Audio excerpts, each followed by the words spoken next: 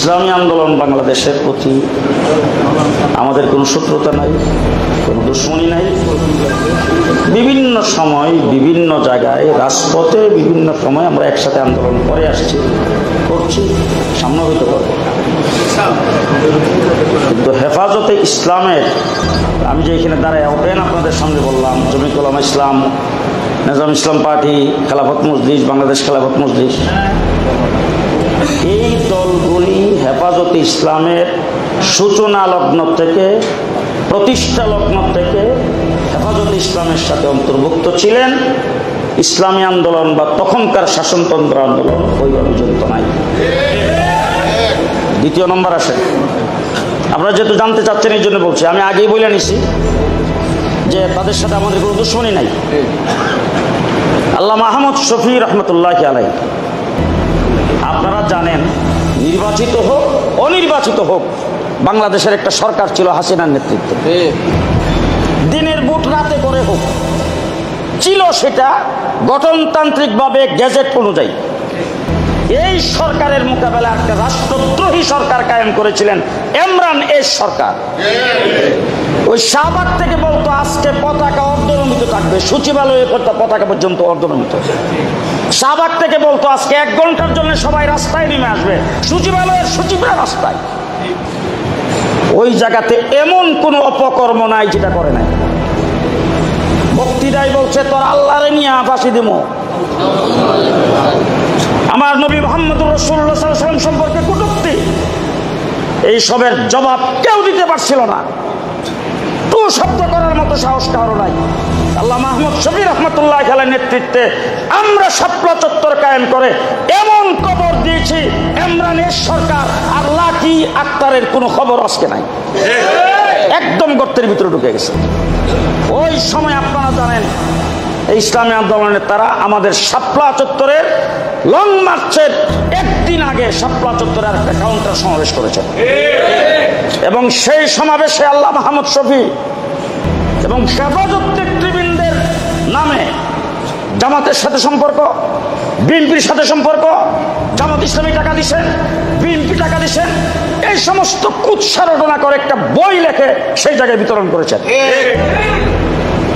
এরপরে আমরা মিটিংয়ে ডাকছি, আমি ঢাকার সেক্রেটারি ছিলাম, মিটিংয়ে ডাকছি, আল্লামা নূর হোসেন কাসিম সাহেব সভাপতি ছিলেন। মিটিংয়ে ডাকার পরে তারা কেউ যায় নাই, 2 জন প্রতিনিধি গেছেন। ওই শাপলা চত্বরের প্রায় 10-15 দিন আগে যাইয়া 2 জন প্রতিনিধি প্রথম মিটিং শুরু হওয়া লগ্নেই দাঁড়ায় বলছেন আমাদেরকে আমাদের কেন্দ্রীয় প্রতিনিধি আপনাদের কাছে প্রতিনিধি হিসাবে পাঠাইছেন একটা কথা বলার জন্য। আগামী 3 তারিখ না 4 তারিখ তাদের সমাবেশ ছিল। ওই 4 তারিখের আগে আমরা অন্য কোনো দিকে মুখ করতে পারবো না, কিছুই করতে পারবো না। 4 তারিখের পরে আমরা সিদ্ধান্ত নেব হেফাজতের আপনারা যে সমাবেশ ডাকছেন সমাবেশ আমরা আসবো কি না, কি করবো 4 তারিখের পরে সিদ্ধান্ত নেব। এ কথাটা আপনাদেরকে জানিয়ে দেওয়ার জন্য বলছেন, এ কথা জানিয়ে তারা চলে গেছেন। 4 তারিখের তাদের সমাবেশের পরে যখন আমরা মিটিং ডাকছি তখন তাদের 2 জন আসছেন, উল্লেখযোগ্য 2 জন। আসার পরে যখন তাদেরকে বইয়ের কথা বলা হইল তখন বললেন আল্লাহ বিল্লাহ তাআলা এই সমস্ত আমরা জানিও না, কে লেখছে, কোথার থেকে লেখছে। সাথে সাথে আমি দাঁড়াইছি, আমার সাথে একজন লোককে দাঁড়ানো করছি, যেই লোকটার মাধ্যমে তাদের অফিস থেকে 20 কপি বই আমি টাকা দিয়ে কিনে আনছি, এবং সেখানে কেনার সময় 20 কপি বই 20 টাকা করে একটা, 20 কপি বইয়ের দাম 400 টাকা। সেই 400 টাকা মধ্যে আমার এই লোকটা বলছেন যে 20 কপি একসাথে নিচ্ছি, কিছু কম নেন না। আর এটা ইসলামী আন্দোলনের ফান্ডে জমা হবে, আপনি একটা ইসলামী আন্দোলনের কাজে লাগবে, 20 টাকা বেশি দিলে অসুবিধা কি? এই কথা যখন ওখানে দাঁড়ায় যখন বললাম তখন তারা মাথা নিচের দিকে দিয়ে দিচ্ছেন। আল্লামা আহমদ শফি রহমতুল্লাহ খেলাই, জুনায়েদ বাবনগরী রহমতুল্লাহ খেলাই,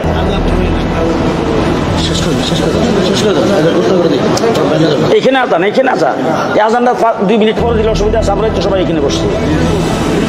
তো এরপরে আল্লামা আহমদ শফি, জুনায়েদ বাবনগরী রহমতুল্লাহ আলাইহি, নূর কাসিম সাহেব রহমতুল্লাহ আলাইহি, তখনকার সময় মুফতি ওয়াক্কাস সাহেব সহ আরো যারা ছিলেন, আমরা সবাই মিলে আল্লামা আহমদ শফি সাহেব রহমতুল্লাহ আলাইহিকে নিয়ে বসছি। বসার পরে হুজুর পরিষ্কার সিদ্ধান্ত দিচ্ছেন ইসলামী আন্দোলন আমাদের সমাবেশে আসতে পারবে না এবং হেফাজতের মধ্যে তারা নাই। এই সিদ্ধান্ত এখনো নাইবে আমি হিসাবে জিতে আছেন হিসাবে কি খবর কইলে ভাই ভাই আমরা কথা শুনি হেফাজতুল ইসলাম বৃহত্তর ঐক্যবদ্ধ একটা প্ল্যাটফর্ম। আল্লামা আহমদ শফি রহমতুল্লাহ আলাইহির সিদ্ধান্তের পরে আমরা জাতির বৃহত্তর স্বার্থে সমস্ত ইসলামী ঘরানার সংগঠনগুলোকে নিয়ে ঐক্যবদ্ধভাবে নতুনভাবে দেশকে সাজাতে চাই। সুতরাং আমাদের অতীতের কথা টেনে আমরা এখানে বিভাজন করব না। আমরা ইসলামী আন্দোলন বাংলাদেশের দায়িত্বশীলরা এখানে থাকলে অনুরোধ করব বিনয়ের সাথে, অনেক কথা অনেক পিছনে হয়, আমরা সামনে ঐক্যবদ্ধভাবে পথ চলবো, অতীতকে সব ভুলে যাবো ইনশাআল্লাহ। পারবো তো ইনশাআল্লাহ? আমি আপনাদেরকে যেহেতু আমাদের মুরব্বীরা রাজনৈতিকভাবে চলবো, হেফাজতের মধ্যে দিবেন কিনা সেটা ক্লিয়ার বলেন। হেফাজতুল ইসলামের তো মুরব্বীদের সিদ্ধান্ত যেটা সেটা চলবে, মুরব্বীদের সিদ্ধান্তের উপর চলবে। হেফাজতুল ইসলামের কেন্দ্রীয় কমিটির যে সিদ্ধান্ত আমরা হেফাজত সেভাবে চলবো এবং জাতির বৃহত্তর স্বার্থে রাজনৈতিকভাবে সবাইকে নিয়ে ঐক্যবদ্ধভাবে থাকবে। হ্যাঁ, আর হেফাজতের সিদ্ধান্ত হেফাজতের। সম্মানিত উপস্থিতি আপনাদের মতামতের ভিত্তিতে আমরা আলাদাভাবে বসে একটা সিদ্ধান্ত নিয়েছি। আলহামদুলিল্লাহ, আমি মনে করি সেটা আল্লাহর ফয়সালা, সবাই মশওয়ারা করে একমত হয়ে এখানে এসেছি। আমাদের জেলা কমিটি 151 সদস্য বিশিষ্ট, আবার বলি প্রত্যেকটা জেলা কমিটি 151 সদস্য বিশিষ্ট, মহানগর কমিটি 151 সদস্য বিশিষ্ট, উপজেলা কমিটি, পৌরসভা কমিটি 101 সদস্য বিশিষ্ট। এখানে 151-র মধ্যে অনেক পদ, প্রায় 30টার মতো পদ আছে, সহকারী আছে। এখানকার যোগ্য ব্যক্তি যারা আছেন প্রত্যেক জেলার থানা থেকে 151 সদস্যের ভিতরে উপযুক্ত উল্লেখযোগ্য সব দায়িত্বশীলরা এখানে ঢুকতে পারবে, কোনো অসুবিধা নেই। যেহেতু সময় কম এবং মৌলিকভাবে আমাদেরকে চলে যেতে হবে, আপনারাও চলে যাবেন, কষ্ট করে এত বিশাল কমিটি করা সম্ভব না। সেজন্য আমাদের হেফাজতের একটা নিয়ম হলো একটা উপদেষ্টা কমিটি থাকে প্রত্যেক জেলায় মহানগরে। এখানকার যারা মুরব্বী ওলামা ইকরাম আছেন, যেমন বালিয়ার হজরত আছেন, অন্যান্য মুরব্বীরা আছেন, হাফিজ হুজুর আছেন, আব্দুল শাহ হুজুর আছেন, আরও মুরব্বী যারা আছেন সবাইকে আপনারা উপদেষ্টা কমিটিতে রাখবেন। একটা কার্যনির্বাহী কমিটি, এই কার্যনির্বাহী কমিটির আমরা কয়েকটা পদ নির্ধারণ করেছি। শুধুমাত্র জেলার জন্য হজরত মৌলানা খালেদ সাইফুল্লাহ সাদি সাহেবকে সভাপতি হিসেবে আমরা ঘোষণা করছি।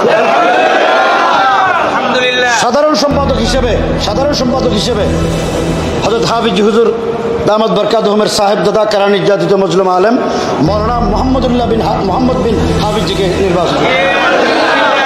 সাংগঠনিক সম্পাদক হিসেবে আমাদের দীর্ঘদিনের সহযোদ্ধা সাংগঠনিক ব্যক্তি হযরত মৌলানা মুফতি মহিবুল্লাহ সাহেব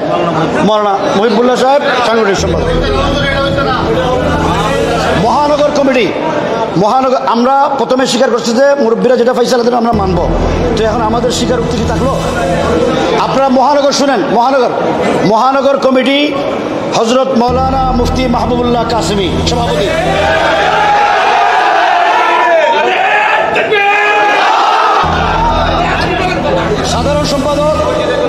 সাধারণ সম্পাদক হিসেবে হযরত মৌলানা মঞ্জুরুল হক সাহেব। সাংগঠনিক সম্পাদক হিসেবে মৌলানা রশিদ আহমদ ফেরদৌস। আমরা এই সভাপতি, সাধারণ সম্পাদক, সাংগঠনিক সম্পাদকের নাম ঘোষণা করলাম। এখানে আরেকটা উসুল, সেটা হলো আমাদের এখানে 4টা দল আছে। জুনায়েদ ভাই আগে বলেছেন, জমিয়তুল উলামা ইসলাম, বাংলাদেশ খেলাফত মজলিস, নিজাম ইসলাম পার্টি।